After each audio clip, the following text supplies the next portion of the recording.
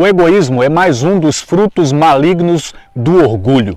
O egoísta é aquele que só olha para o seu próprio umbigo, que só busca o seu próprio interesse, que só se preocupa consigo mesmo, que só procura a sua satisfação pessoal. Lá em Provérbios capítulo 30, no versículo de número 15, diz assim: a sanguessuga tem duas filhas, dá e dá. Muitas vezes nós somos como o sanguessuga. Vivemos apenas querendo sugar do outro, explorar o outro. Queremos apenas receber de forma insaciável. Isso é ter uma mentalidade e uma conduta parasita.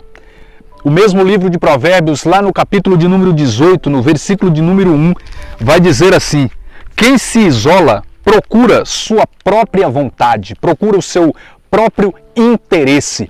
Aqui está deixando claro para nós que até o isolar-se muitas vezes configura uma atitude egoísta. Quando nós chegamos em Ezequiel também no capítulo 34, onde Deus usa o profeta para profetizar contra, para denunciar os pastores infiéis de Israel, nós lemos assim em Ezequiel capítulo 34, versículo 2: ai dos pastores de Israel, que só cuidam do seu próprio pasto.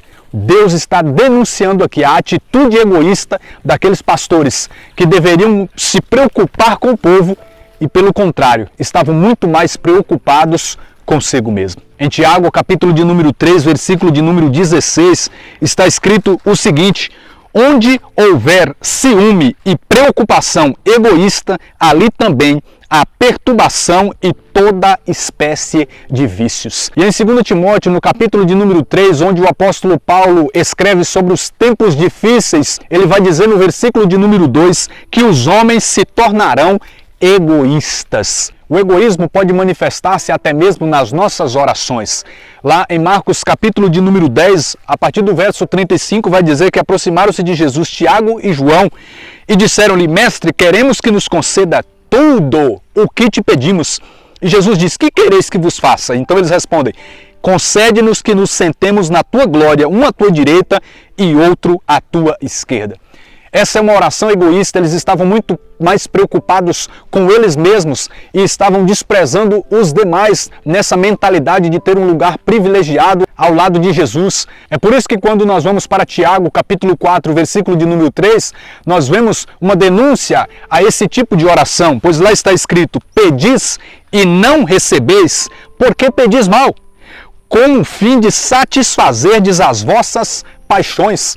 Muitas vezes nós não recebemos de Deus porque as nossas orações não estão corretas. Nós só estamos pedindo de modo egoísta, apenas para nos satisfazer, apenas para nos suprir e nunca pensando no outro, nunca intercedendo, nunca sendo generoso nas orações. Podemos ser egoístas com o próprio Deus diretamente, quando o ignoramos, o desprezamos para nos preocupar somente com a nossa própria vida, com os nossos próprios interesses. Lá em Ageu, capítulo de número 1, versículo de número 9, está escrito o seguinte: porque minha casa está em ruínas, diz o Senhor, enquanto cada um de vós só tem cuidado da sua. Olha que denúncia forte Deus está direcionando ao povo. Lá em Filipenses capítulo 2, versículo 21, o apóstolo Paulo escreveu assim: todos os demais buscam os próprios interesses e não os de Jesus Cristo. Lá no Evangelho de São Lucas, no capítulo de número 14, a partir do versículo 16, na parábola do grande banquete, nós lemos sobre aquele homem que deu a grande ceia, o grande banquete, e depois de estar tudo pronto, envia o seu servo para chamar os convidados, mas um a um começou a dar desculpa, afirmando estar muito ocupado com seu próprio interesse e por isso não podia ir.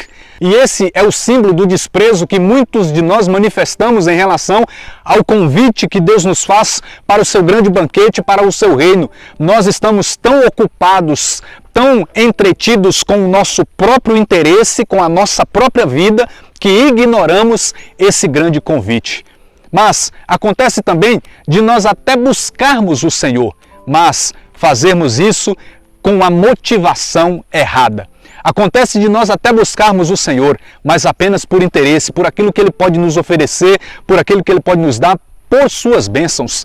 Lá em João, capítulo de número 6, na multiplicação de pães, lá no versículo de número 26, Jesus diz assim: em verdade vos digo, buscai-me, não porque vistes os milagres, mas porque comeste dos pães e ficastes fartos.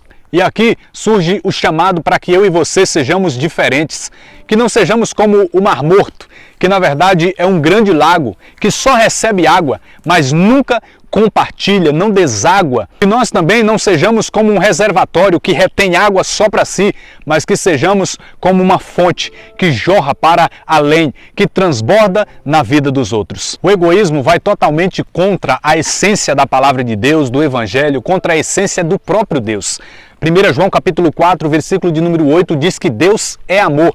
E o amor, vai dizer 1 Coríntios 13, 5, ele não é egoísta, não busca os seus próprios interesses. E Deus sempre se mostrou servidor ao seu povo, servidor à humanidade. E quando Jesus, o nosso Salvador, vem em obediência a esse Deus Pai doador, ele vem como servo. Filipenses 2, versículo de número 7. E Jesus ensina os seus discípulos a serem servos, destruindo toda a mentalidade e conduta egoísta. E depois que Jesus ascende aos céus, depois que o Espírito Santo desce em Pentecostes, eles passam a viver isso de maneira radical, profunda e verdadeira, pois passam a servir a Deus intensamente e ao próximo sem reservas. Em Atos dos Apóstolos, o que nós vemos de maneira evidente na primeira comunidade é o amor fraterno, é o serviço uns aos outros. E nós não só devemos compreender, entender que o chamado de Deus é que não sejamos egoístas, mas de fato precisamos viver na prática, senão não estaremos sendo verdadeiros cristãos.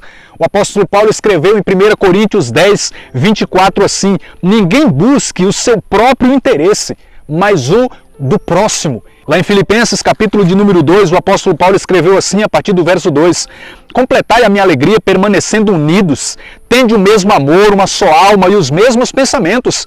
Nada façais, versículo 3, por espírito de partido ou vanglória, mas que a humildade vos ensine a considerar os outros superiores a vós mesmos, cada qual tenha em vista não os seus próprios interesses, e sim os dos outros. Olha só que chamado belo.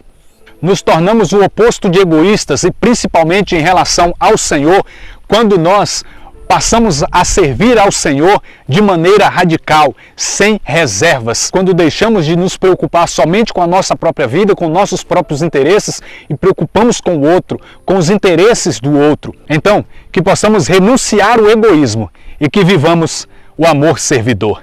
Deus abençoe sua vida e até o próximo tema em nome de Jesus.